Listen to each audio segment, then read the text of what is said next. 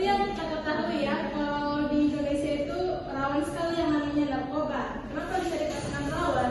Karena rata-rata di Indonesia itu sering sekali ada berita narkoba, ada berita korupsi. Itu sering kali diberitakan di televisi ya.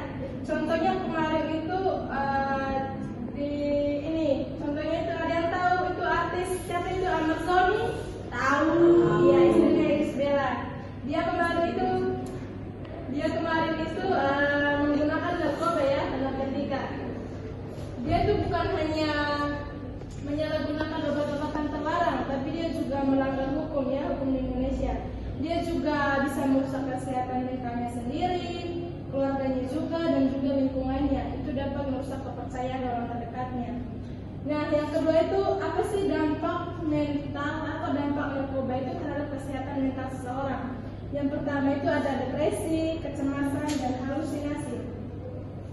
Jika seseorang sudah menyalahkan narkoba atau obat-obatan itu secara berlebihan, itu dapat menyebabkan seseorang itu depresi. Ada juga halusinasi. Halusinasi itu seperti apa sih? Halusinasi itu ada berbagai macamnya. Halusinasi pendengaran, halusinasi penglihatan. Contohnya itu pendengaran. Di sebuah ruangan, seorang yang terkena narkoba itu mengalami halusinasi pendengaran.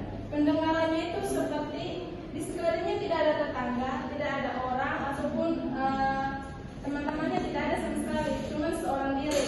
Di situ dia merasakan ada bisikan-bisikan orang, ada teriakan-teriakan orang.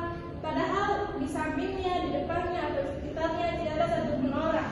Yang kedua itu halusinasi pendengaran itu seperti penglihatan itu seperti melihat sesuatu yang tidak ada. Maksudnya seorang itu berada di ruangan, tapi yang dilihat itu seperti bayangan. Halusinasi yang contoh lainnya itu seperti halusinasi warna ya. Contohnya di ruangannya itu sudah terang, sudah ada lampunya, terus cahayanya juga ada, tetapi dia melihat itu kayak buram, kayak menghitam sekali ruangannya. Ternyata itu salah penglihatannya. Itu karena itu obat-obatan yang sudah meresap di dalam tubuhnya itu sudah sudah tersebar di tubuhnya. Yang kedua itu ada gangguan kepribadian dan perilaku agresif. Bagaimana sih gangguan kepribadian itu? Gangguan kepribadian itu ada berbagai macamnya. Yang pertama itu gangguan kepribadian antisosial. Penggunaan narkoba mungkin menunjukkan perilaku yang tidak peduli terhadap hak-hak orang lain, tidak memiliki rasa tanggung jawab, dan cenderung melakukan perilaku yang merugikan orang lain. Bukan hanya merugikan kesehatan fisik seseorang, tetapi juga bisa merugikan orang lain. Kenapa bisa merugikan orang lain?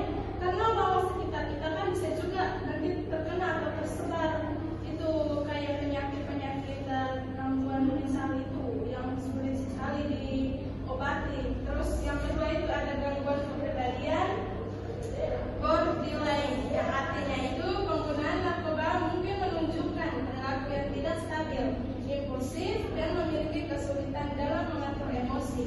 Nah, seorang yang terkena narkoba kesulitan sekali itu dalam mengontrol diri, dalam mengontrol emosinya. Yang ketiga itu ada gangguan kepribadian narsistik, yang artinya pengguna narkoba mungkin menunjukkan perilaku yang sombong, tidak peduli terhadap perilaku yang baik, dan memiliki kebutuhan yang berlebih untuk dipuji.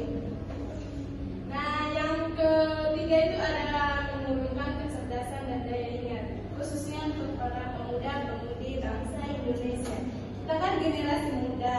Untuk kedepannya, saran saya sebagai generasi muda lebih baik itu mengatur pola hidup kita menjadi yang lebih sehat.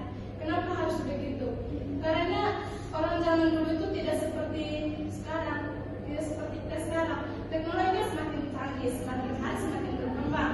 Kita juga begitu, harus semakin hari semakin berkembang. Apa yang perlu dikembangkan?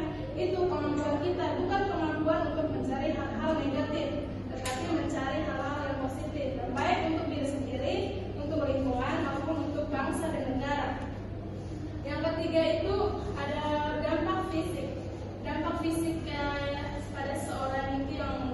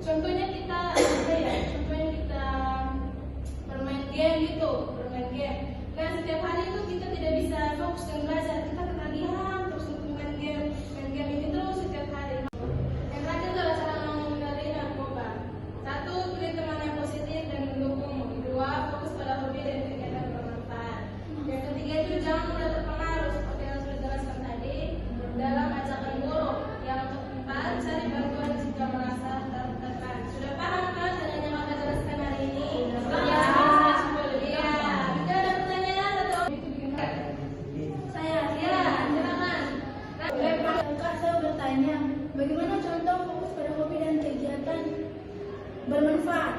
Bagaimana? Contoh